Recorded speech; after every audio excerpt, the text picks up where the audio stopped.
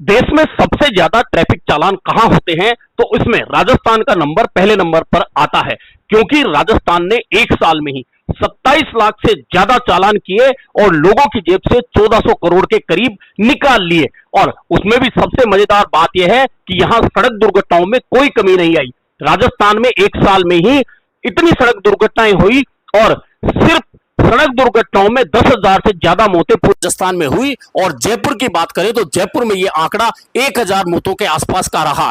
अब ट्रैफिक चालान करने का यह जो कारण है वह अलग अलग हो सकता है, लेकिन अब इन चालानों को 4 गुना करने के लिए तैयारी शुरू कर दी गई है। क्या आप जानते हैं देश में सबसे ज्यादा ट्रैफिक चालान किस राज्य में हो रहे हैं? वो है आपके अपने राजस्थान में। अगर आप गई साल की ही बात करें तो गई साल 27,61,000 लोगों के ट्रैफिक चालान हुए हैं। और इस चालान से रिकवरी कितनी हुई, ये भी बड़ा एक दिलचस्प डेटा है। इससे रिकवरी हुई है 1393 करोड़ रुपए, यानी लगभग 1400 करोड़ रुपए आप लोगों की जेब से सरकार ने निकाल लिए। अब ऊपर से तुर्रा एक दूसरा है।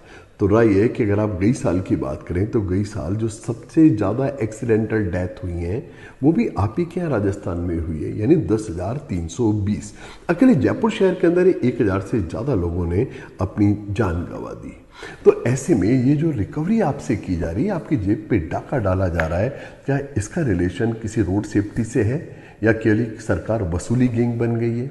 सच बात तो है कि अगर रोड सेफ्टी से इनका कोई भी अगर नाता होता तो ये रोड इंफ्रास्ट्रक्चर पे काम करते, कैम्बर्स पे काम करते, ट्रैफिक रोड लाइट्स पे काम करते, कट्स पे ऊपर काम करते, बहुत सारा काम था जो कोई भी काम नहीं किया गया।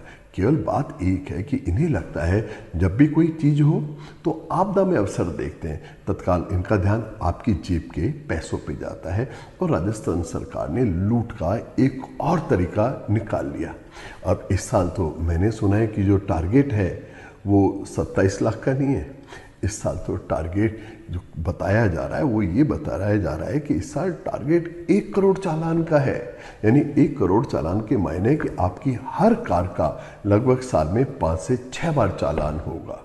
और हो भी क्यों नहीं आपकी जेब पे डाका डले, क्योंकि इन्हें पता है कि वोट तो आप धर्म के आधार के ऊपर देते हैं, तो फिर आपका किस चीज़ का डर?